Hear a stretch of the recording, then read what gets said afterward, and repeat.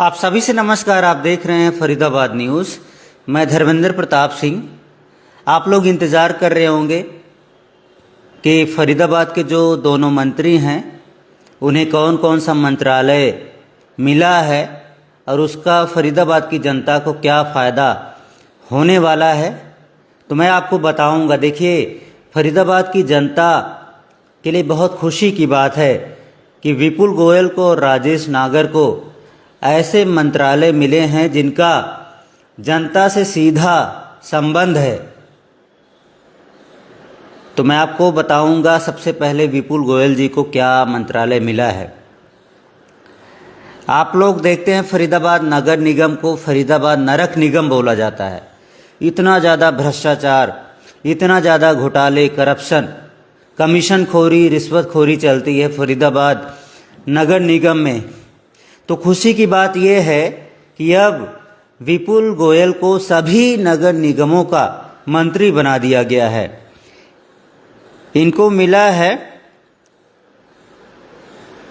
Urban local bodies ministry, जिसके under में सभी नगर निगम आती हैं, चाहे फरीदाबाद हो, चाहे रोहतक हो, अम्बाला हो, करनाल हो, जितनी भी नगर निगम है हरियाणा में सभी इनके अंडर में आती हैं। यानी कि आप जो भी कूड़ा कचरा आपको दिखता है, सीवरेज ब्लॉकेज दिखते हैं, ओवरफ्लो दिखते हैं, जलभराव दिखता है, टूटी सड़कें दिखती हैं, अब विपुल गोयल के कंधे पर जिम्मेदारी आ गई है कि इन सभी समस्याओं का समाधान करें। ना कि सिर्फ फरीदाबाद में बल्कि हरियाणा की सभी नगर निगमों में या सभी शहरों में जो भी समस्याएं हैं उनका समाधान करें।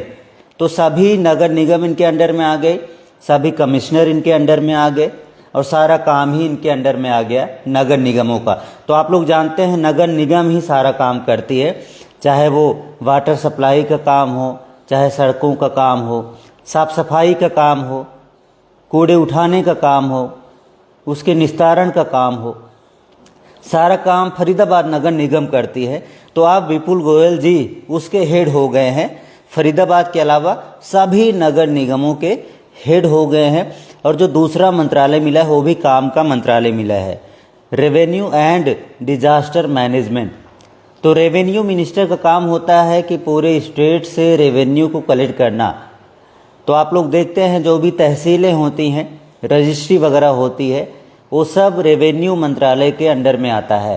तो आप देखते होंगे कि तहसीलों में भ्रष्टाचार था, घूसखोरी चलती है, रिश्वतखोरी चलती है, बिना पैसे दिए काम नहीं होते। तो अब सब के हेड हो गए हैं विपुल गोयल जी। अब जनता की उम्मीद यही रहेगी ये सब घोटाले बंद हो, कमीशन खोरी, रिश्वतखोरी ये सब बंद हो। जो अफसर ड्यूटी पर नहीं बैठते वो अपना सेपरेट ऑफिस खोल के बैठ जाते हैं, सारा घूस पानी वहीं लेते हैं और ऑफिस में बैठकर, तहसीलों में बैठकर काम नहीं करते।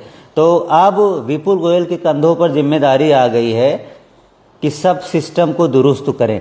ये दूसरा मंत्रालय भी बहुत अच्छा है और डिजास्टर मैनेजमेंट का काम है कि संकट के समय, आपदा के समय ये डिजास्टर मैनेजमेंट जो डिपार्टमेंट है यही सारा काम करता है। तो ये भी जो है डिपार्टमेंट अब विपुल गोयल जी के अंडर में आ गया है। और तीसरा इनको मिला है सिविल एविएशन मिनिस्ट्री, उड्डयन मंत्रालय इसको बोलते हैं। जो भी एयरपोर्ट होते हैं ये सब इनके अंडर में आते हैं। तो ये भी बढ़िया मंत्रालय है, काफ़ी काम के मंत्रालय है। लेकिन सबसे महत्वपूर्ण मंत्रालय है अर्बन लोकल बॉडीज़ की सभी नगर निगमें विपुल गोयल जी के अंडर में आ गई। हालांकि अभी पीछे जो मिनिस्टर थे अर्बन लोकल बॉडीज़ के, कमल गुप्ता जी, वो चुनाव हार गए। तो आप लोग समझ सकते हैं इतनी जिम्मेदारी होती है कि आपको सभी शहरों की व्यवस्था में सुधार करना होता है, साफ सफाई रखनी होती है, जो भी गंदगी है, जो भी रोड पर गड्ढे हैं, कूड़ा है, कचरा है, वाटर सप्लाई है, सीवरेज का सिस्टम है, इन सब को आपको दुरुस्त करना होता है। तो बोझ ज़्यादा होता है। आप कमल गुप्ता जी पर इतना ज़्यादा काम का बोझ था कि पता नहीं क्या हुआ कि वो चुनाव ही हार गए। तो जनता की उम्मीदें बहुत ज़्यादा होती हैं ऐसे मिनिस्टर पर। तो विपुल गोयल जी पर भी अब जनता की उम्मीदें बहुत ज़्यादा बढ़ जाएंगी कि भैया आप फरीदाबाद में जो भी कूड़ा कचरा गंदगी है, रोड पर गड्ढे हैं, सड़कों कमीशन खोरी होती है, अच्छा काम नहीं हो पाता, घटिया रोड बनते हैं, लूट लिया जाता है, 200 करोड़ के घोटाले हो जाते हैं। तो अब विपुल गोयल जी पर जिम्मेदारी है कि ये सिस्टम में सुधार करें और फरीदाबाद को सच में स्मार्ट सिटी बनाना ही कि सिर्फ फरीदाबाद को, हरियाणा के सभी शहरों को अच्छा बनाएं, साफ सुथरा बनाएं और जनता की समस्याओं का समाधान करें। अब आते हैं दूसरे मंत्री राजेश नागर जी। इनको भी अच्छा मंत्रालय मिला है। अगर फरीदाबाद की जनता के हित के नज़रिए से देखें, देखिए पहला मंत्रालय है food civil supplies and consumer affairs. जो भी आप देखते होंगे ना, आप परेशान होते हैं कि डिपो वाले आपको राशन नहीं देते, 5 किलो की जगह 3 किलो देते हैं, मार पिटाई करते हैं। अब सारा जो डिपार्टमेंट है राजेश नागर जी के अंडर में आ गया है। फूड सप्लाई के अलावा कंज्यूमर अफेयर्स मिनिस्ट्री भी इनके अंडर में आ गई है। तो जितना भी सप्लाई का काम होता है वो सब इनके अंडर में आता है। आप देखते हैं जो मिलावटखोरी चलती है त्योहारों के समय, दूध में मिलावट, पनीर में मिलावट, मिठाई में मिलावट, नकली मिठाइयाँ, तो इसके लिए फूड सप्लाई डिपार्टमेंट होता है जिसको काम करना होता है, रेड करना होता है, सब देखना पड़ता है कि कहाँ पर गलत काम हो रहे हैं। लेकिन पीछे आपने देखा होगा ऐसा कुछ काम हुआ नहीं। ये सब सेटिंग करके रखते हैं, कहीं रेड भी मारते हैं तो वहाँ से सैंपल उठाते हैं, इनको पैसा मिल जाता है तो रिपोर्ट जारी नहीं करते। पीछे आपने देखा होगा हमने कितनी खबरें दिखाई लेकिन किसी की रिपोर्ट सामने नहीं आए, तो पैसे वैसे खा के सेट हो जाते हैं। तो अब फूड सप्लाई सिस्टम में सुधार करना, मिलावटखोरी बंद करना, सबको सरकारी राशन पूरा उपलब्ध कराना, ये सब राजेश नागर जी के अंडर में आ गया है। अब ये जो है एक तरह से जनता के गरीबों के मंत्री बन गए हैं। जो बीपीएल कार्ड वाले होते हैं, गरीब होते हैं, जिनके लिए सरकार ने इतनी व्यवस्थाएं की हुई हैं, उनके मंत्री बन गए हैं। उनको भोजन उपलब्ध कराना, उनको अनाज उपलब्ध कराना, फूड सप्लाई चेन को दुरुस्त करना, मिलावटखोरी को बंद करना, ये सब इनके अंडर में आ गया। यानी कि जितने भी कंज्यूमर्स होते हैं, कंज्यूमर्स का मतलब है ग्राहक को उनका पूरा राइट मिले, पूरा अधिकार मिले, ये सब जो है राजेश नागर जी के अंडर में आएगा। भोजन का अधिकार ये सब राजेश नागर जी के अंडर में आएगा।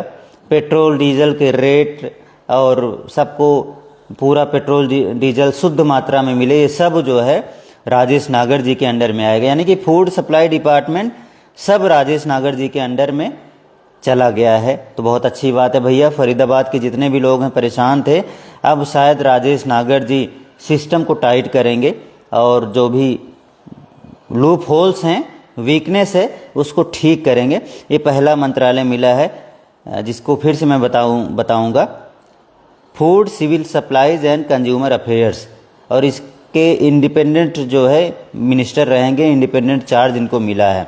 दूसरा है प्रिंटिंग एंड स्टेशनरी, इसका भी इनको इंडिपेंडेंट चार्ज मिला है। लेकिन ये सब जो सरकारी विभाग हैं उसमें प्रिंटिंग और स्टेशनरी का काम होता है, छपाई का, ये सब इनके अंडर में आता है। यानी कि जनता से अलग है थोड़ा सा, इसमें जनता का डायरेक्ट जो है लिंक नहीं है। ये सब सरकारी विभागों में जो प्रिंटिंग और स्टेशनरी का काम होता है और जो गैजेट नोटिफिकेशन वगैरह होता है उसके मंत्री बने हैं। तो ये जो है पहला जो मंत्रालय है वो डायरेक्ट जनता को छूने वाला मंत्रालय है, जनता के टच में रहने वाला मंत्रालय है। अगर राजेश नागर जी ने अच्छा काम कर दिया, अगर सिस्टम को टाइट कर दिया, अगर कंज्यूमर्स को उनका राइट मिलने लगा, अगर गरीबों को उनका राइट मिलने लगा, उनको भोजन मिलने लगा, तो भाई साहब राजेश नागर जी समझ सकते हो इनका बड़ा नाम हो जाएगा। जनता जो है इनकी फ़ैन हो जाएगी एक तरह से, अगर सिस्टम में सुधार हो गया तो। बस क्या करना है, जो फूड सप्लाई डिपार्टमेंट के ऑफिसर वगैरह होते हैं उनको थोड़ा सा टाइट करना है और समय समय पर रेड मारनी है, समय समय पर जो है चेक करना है कि जनता को उनका राइट मिल रहा है कि नहीं। देखते हैं किस तरह से अपनी जिम्मेदारी निभाते हैं राजेश नागर जी। तो ये जो दोनों मंत्री हैं फरीदाबाद के, मैंने इनके बारे में बताया। अब देखिए फरीदाबाद लोकसभा क्षेत्र में जो है पलवल भी आता है, तो गौरव गौतम जी हैं, इनको भी मंत्री बनाया गया है, इंडिपेंडेंट चार्ज दिया गया है। तो पहला मंत्रालय है यूथ एम्पावरमेंट एंड एंटरप्रेन्योरशिप, युवा कल्याण मंत्रालय इनको मिला है। और दूसरा मंत्रालय मिला है स्पोर्ट्स यानी कि खेल मंत्री। तो खेल मंत्री भी बन गए हैं भाई साहब और युवा कल्याण मंत्री भी बन गए, यानी कि युवाओं का कल्याण अब इनके हाथों में है। और स्पोर्ट्स मिनिस्ट्री भी इनके हाथों में है, तो खेल मंत्रालय भी इनके हाथ में है। और तीसरा है लॉ एंड लेजिस्लेटिव, ये तीसरा मंत्रालय इनको मिला है। कानून मंत्री भी बन गए हैं हरियाणा के, तो बहुत अच्छी बात है भैया। कानून मंत्री भी बन गए, खेल मंत्री भी बन गए और युवा कल्याण मंत्री भी बन गए। गौरव गौतम जी, बधाई हो आपको। तो ये जो तीनों मंत्री हैं फरीदाबाद लोकसभा के हैं। इसके अलावा अगर बहुत सारे लोग जानना चाहते हैं सीएम नायब सैनी को क्या मिला है, क्या लिया है, मतलब वो तो चीफ मिनिस्टर हैं। देखिए, होम मिनिस्ट्री है उनके अंडर में, फाइनेंस है, इंस्टीट्यूशनल फाइनेंस है, क्रेडिट कंट्रोल प्लानिंग है। दूसरा है एक्साइज एंड टैक्सेशन, जो आबकारी मंत्री होते हैं, जो पीछे आपने देखा होगा एक्साइज मिनिस्ट्री में, या ठीक है बहुत ज़्यादा पैसे मिलते हैं, बहुत ज़्यादा लोग पैसे कमाते हैं मंत्री, लेकिन अब जो है सीएम साहब के अंडर में है तो ईमानदारी से काम होगा, तो बहुत अच्छी बात है। Town and country planning and urban states, ये भी मंत्रालय लिया है सीएम साहब ने। छठा है information public relation language and culture, ये भी मंत्रालय लिया है। सातवां लिया है एडमिनिस्ट्रेशन ऑफ जस्टिस। आठवां लिया है जनरल एडमिनिस्ट्रेशन। नौवां लिया है हाउसिंग फॉर ऑल। 10वां लिया है criminal investigation CID। 11 personal and training. 12 law and legislative.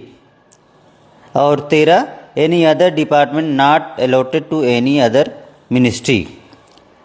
तो जो लॉ एंड लेजिस्लेटिव मिनिस्ट्री है वो सीएम साहब के अंडर में है, लेकिन इसमें जो है गौरव गौतम भी उनके जूनियर होंगे, यानी कि गौरव गौतम के लिए एक बहुत खुशी की बात है कि सीएम साहब के जूनियर बन गए हैं कानून मंत्रालय के क्षेत्र में, तो बहुत अच्छी बात है। ऐसे बहुत सारे मंत्रालय हैं, मैं ज़्यादा अगर बताऊंगा तो आप लोग कंफ्यूज होंगे। अनिल विज जी को energy, transport and labour ministry दी गई है। कृष्ण लाल पवार को development and panchayat, mines and geology ministry दी गई है। राव नरवीर जी को industries and commerce, environment, forest and wildlife, foreign and cooperation और सैनिक एंड अर्ध सैनिक वेलफेयर, ये 4 मिनिस्ट्री मिली हैं। महिपाल धांडा जी को school and education, higher education, archives, parliamentary affairs, ये 4 मंत्रालय मिले हैं। विपुल गोयल जी का बता दिया। अरविंद कुमार शर्मा को cooperation, jails, elections, heritage and tourism मिला है। श्याम सिंह राणा जी को agriculture and farmer welfare, animal husbandry and dairying, fisheries ministry मिली है। रणबीर गंगवा को public health, engineering, public works, buildings and roads की जिम्मेदारी मिली है।